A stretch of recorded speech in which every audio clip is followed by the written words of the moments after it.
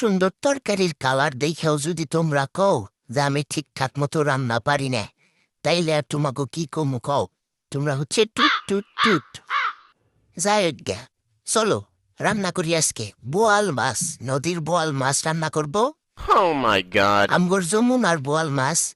তো এটা আমি বরাবরই টমেটো দিয়ে বোনা করি, আমার কাছে খুবই মজা লাগে। তোমরাও করতে পারো। দেখতে পাইতেছো আমি মশলা কষে সেখানে মাছগুলো দিয়ে দিলাম। মাছগুলো কষানোর জন্য খুব ভালো মতো আস্তে আস্তে জাল দিয়া এই মাছগুলো কষায় নিবা, তাইলে মজা পাইবা, বুঝছো?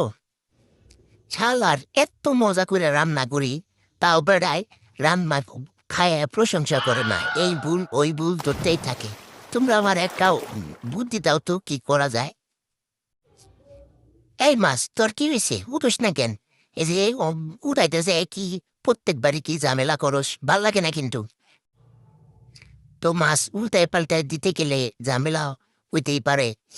উম, যাই হোক, একটু নাক টানাটানি করতেছি, আমার এবার ঠান্ডা লেগে গেছে। এই যে টমেটো গুলা দিয়ে দিব, টমেটো গুলা ভালা ভালা করে কাইটা নিছি আর কি।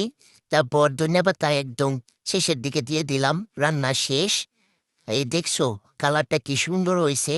দেখ, গরম ভাত দিয়ে খাইয়ে নিবা চিকন চালের ভাত দিয়ে। তো সবাই ভালো থাকো, আল্লাহ হাফেজ।